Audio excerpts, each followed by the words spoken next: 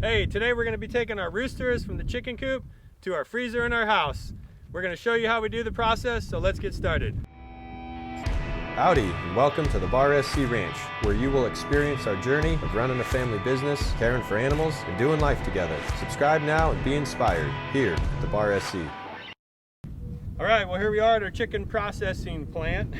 We're going to get started. So, got myself a table. I put out some trash bags just to have a nice surface to work on. We've got my stock pot. So this is a deep fryer turkey burner, all right, with some propane. I got my nice sharp knife, and on the burner here, it's important that you make sure you have a thermostat, all right, because the real important thing you'll see in the video when we get to the dunking, you got to have specific water temperature on the dunking, all right, and then you'll see our cone. So I've got a cone that I drop the bird in just so I can expose the neck, and that way I can get a nice get them in the cone first, and that actually sort of subdues them, right, as the blood's draining to their head, it subdues them. All right, so today I'm going to walk you through the process step by step, how we process our chickens, and first we're going to get started with the cone. All right, so the first thing I do when I'm butchering a chicken is I get it upside down in a cone-like system. I've had to use both a cone and a feed sack, right? But the idea is we want to get them upside down. When the blood rushes to all their head, it helps put them at ease and puts them to sleep a little bit. They get a bit comatose. So I want to make sure that the neck is exposed. He's in a relaxed position. All right, and then what I want to do is pull back on the feathers and get as close as I can. I'm looking for the carotid artery and the jugular vein, one on either side. So what I want to do is I got a nice sharp knife. I'm going to do just a nice slice on one side and a nice slice on the other side. I'm looking to break open the vein and the artery, and then just open those up, and as quickly as possible, the chicken will bleed out. So I got my sharp knife here. Should be sharp. Colton sharpened it for me, so it should be good. All right, so I'm going to peel back the feathers. All right, without cutting myself, obviously. I'm going to get my knife in there. I even pull back the neck just a little bit and give it a nice slice there. And then a nice slice on the other side. All right, and then that opens them up, gets the blood coming out there. All right, so we want to bleed them out. All right, and it's going to go real quick that way. They're not going to know what happened. It puts them to sleep real quick. That's the way we like to see it happen. All right, so now that we've got the bird bled out, now the next thing we're going to do is we're going to dunk them. So we got to pull off all the feathers. At least that's the thing that you should do if you want to have all the skin, which makes the meat taste so much better, right, when there's skin on there. You could actually just cut down, breast it, pull the meat out. You don't get as much meat. It's definitely not as tasty. So this is a little bit more work, but it makes the chicken taste so much better. In order to pluck the feathers, though, we need to dunk it in water, about 135 to 140 degrees. Doesn't have to be exact, but pretty close. And we need to dunk it for about 10 to 15 seconds. You'll dunk them in, swirl them around, and then we'll pull them out, and that'll soften up all of the skin and allow us to pull out all the feathers. So this is my turkey roaster. I've got this going. I've got this been boiling. It's been heating up. I got my thermostat, so I'm going to double check that I'm at the right temperature. If you put it in and it's too hot, you'll actually burn the skin on the bird, and I've had it where I was pulling off feathers and the skin was coming with it, and you don't want that.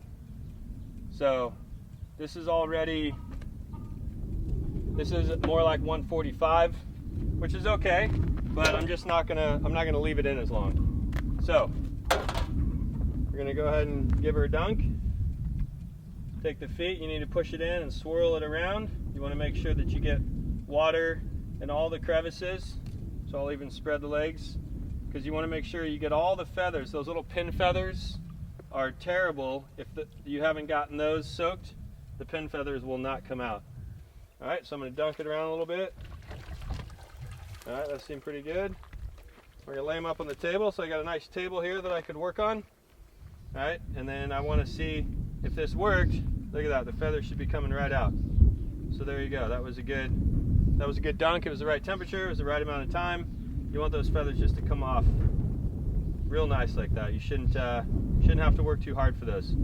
So you can see here they just pop right out of the skin. So I like to grab them and pull against, I guess, against the grain, if you would, so the feathers are growing towards the back side. I like to grab them and pull towards the head. All right, and so they'll get some right out of the all the way down to the follicle there. You want to make sure you pull out everything. And this part's easy. It's when you get to the pin feathers. Sometimes the wing feathers can be hard. A pair of needle nose pliers aren't a bad tool to have around. Sometimes you need some pliers. This is a long process. It can be tiring on the fingers. So you might want to have a pair of pliers. There's no shame in having some tools to help you out. And definitely if you have some kids, put them to work. Mine are busy apparently right now, but normally they're helping me. All right, so we're gonna pluck all the way underneath the breast meat, the legs. All right, I tend to actually cut off, there's not a whole lot of meat on the wing, right? So I tend to cut off definitely at the middle joint here. I don't know the proper name for that. Or all the way at the shoulder here, just because there's not that much meat, and pulling these feathers is really tough. All right, so I'll probably cut part of the wing off, just because I don't want to have to deal with all those feathers and I get very little meat. All right, so I got started with plucking the feathers, but I did want to take the head off, so I just took care of that. I just carved around the neck, broke the esophagus and the trachea, and then got through the meat and just twisted the head off. It pops right off. And if you've ever, sometimes when you buy a chicken, you can actually get the neck will come with it. Some people like that. So you can see this has got the neck on there still. All right, so that's a nice piece of meat. And then we're gonna have to, once I get these feathers off, the other thing I need to do up here is the sack where they hold their grain is up here, and I want to make sure that I disconnect that. But right now on the outside, the main thing is the feathers, and this is the tedious part of the job, mostly too because we're doing this just backyard style. All right, so we've thought about investing some money. If you were going to raise birds, say for yourself, for your family, maybe even for some friends and neighbors, you wanted to start a little chicken processing, they've got some great equipment that speeds this process up. You can get a water trough that's got an automatic float. It's got a thermostat on there, so your water is always the temperature it needs to be, which is really nice. Right, you heard the ding, mine just stopped, so I'm gonna have to fire that up again and constantly watch my water. And then they've got this contraption where you can put all your birds on an arm that raises and lowers, and you can hook all your birds on that and you can dunk it in the tank. And so you can dunk several birds at one time. And the best part is you can take it off of that, take the head off like we did, and then you can throw it in this drum that's like a top loading dryer. Throw it in the drum and you can put, depending on the size that you buy, you can put a handful of 4, 5, 6, 10 birds in there, depending on their size as well. And literally in like 30 seconds, all the feathers are gone. I mean, it's magical, it's beautiful. And right now I'm wondering why I didn't spend the $700 to buy one, because I've got 10 birds to process and the sun's going down. But it's one of those things, if you're going to start doing it on a regular basis, there's some really nice equipment that you can purchase. But if you're just doing this a few times a year, you want to raise some birds for your family, you want to try going from chick to the dinner plate, this is a really good thing to do. It's easy to do. Like I said, you can just buy the deep fryer turkey pot, get a tank of propane. You see I just got a construction cone, cut the tip off, and that was good for putting the chicken in there when I was bleeding it out. And then I just got a table here. I put some trash bags out for a nice clean surface. We'll pull the feathers off here, and I'll show you how to finish the trimming process, the feather process, trimming process, and then we'll do the viscerating. And you'll see that this is the hardest part. The viscerating the chicken, pulling out the insides is actually really easy to do. So as we're plucking along here, no pun intended, just to help you understand too a little bit more of what we do here. So we do have egg laying hens, All right, we've got an egg laying coop, and we like to share those eggs with our guests, and we enjoy them ourselves. In order to make sure that we always have eggs for our guests, we oftentimes need to hatch new birds and make sure that we've got more hens in the hen house. But typically 50% of what you hatch ends up being a rooster, and you don't need more than one rooster in your hen house. So we're only processing the roosters today. Anytime we hatch chicks and we have hens, they're far more valuable as egg layers than they are as meat birds. So the meat birds are typically non-reproductive. They actually have a Cornish cross is one that we've picked up before when we bought the egg layers. The Cornish cross is like your Foster's farm bird. So they grow really fast. They grow a pound a week. And ideally you want your birds to be 6 to 8 pounds. You don't want them to get too big. They start to get too big for their own good. It also takes more feed to feed them, and you're not getting a whole lot of gain for your return. So we try to keep them a little bit smaller. This here is a heritage bird. It's just meaning it's not a Cornish hen. This is a regular heritage bird. So they take quite a bit longer to grow. They're going to take a couple of months to get up to the proper weight. And some people prefer the heritage over the Cornish cross because it is a crossed bird, and they're actually non-reproductive. And so we know they've been somewhat genetically produced, crossed in weird ways, and some people don't like that. They don't care for that. So a heritage bird is more of a natural bird, right? It just takes longer for them to grow. And you can tell by looking at them. Typically, once their comb gets big and they start crowing, it's time to process them. But it's really there's no perfect size. Some people like them a little bit smaller. They'll be a little bit more tender. They like them better size for their crock pot.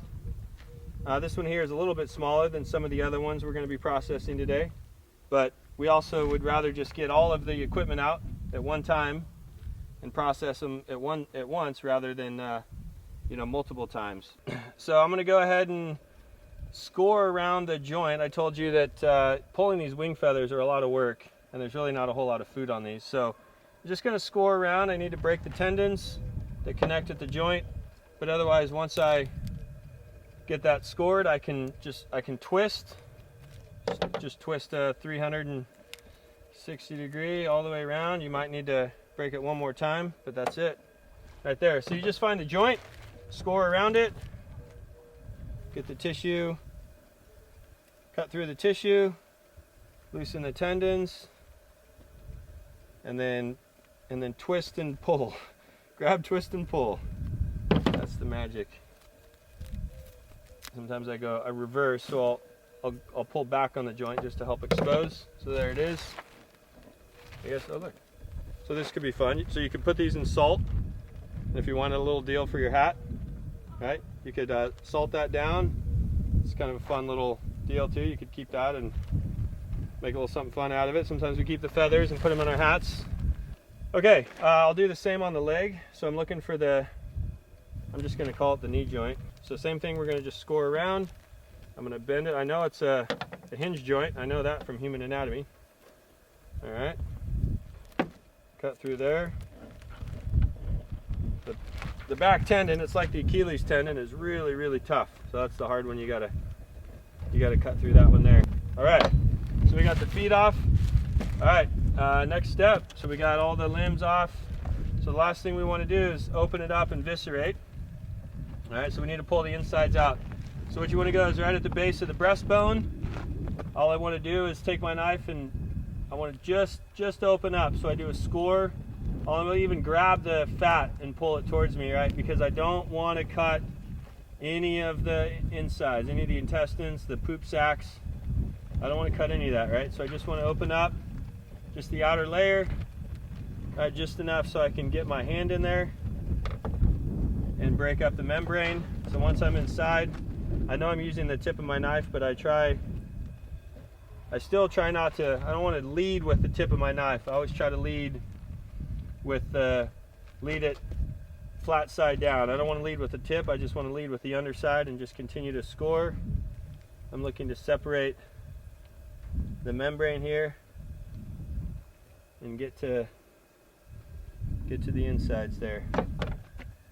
Open that cavity, and then I can start taking my finger in there and I can start pulling away and separating the intestines from the wall, the inner lining. Just take my finger and I'll just come up with my finger and sweep along the wall, just breaking up the membrane. This is why you definitely want to use your finger. Here, you don't want to stick a knife inside. You'll bust everything open and you'll have a stinky mess when you open up the insides. Open up the insides of the insides. So, just disconnect everything from the wall with your finger all the way up here. Here's the sack where they hold their grain. They tend to store their grain before they process it, so that's this sack up in the neck. You want to get that out as well. All right, so there you go. There's some lung, some liver, some kidney, the heart. That's the gallbladder. There's the heart's in here somewhere. The lung is nice tissue. So the liver, some people like eating that as well. The intestines, you obviously want to get those out and get away from those. Those are pretty toxic. Said you can eat the liver. Some people like to eat some of the insides, kidneys, but we're gonna let those go. All right, so I'm gonna clean out the neck a little bit, but otherwise it's looking pretty good. All right, well, thanks for checking out our video. Here's our finished product. Nice little bird we're gonna put in the oven in the next couple days. I do like to put him in the freezer for a little bit before I do that. But anyhow, I hope you learned a little something about how you can take a chicken and put it in the freezer, put it on the table for dinner. Learned it's pretty simple, just from processing, pulling the feathers, cleaning out the insides, pulling off some of the limbs, but pretty simple, and it's really rewarding in the end. Though it's a bit of work, it's rewarding to know, and it's good to know where your food came from. It's really nice when you can say you raised it yourself. It's kind of a proud moment, you know, to take a bird from the hen house and put it on the table to feed your family. So I hope this was helpful for you, and let us know if you end up trying to process a bird yourself. Let us know how it goes. Thanks for watching. If you enjoyed this video, we would love to hear from you.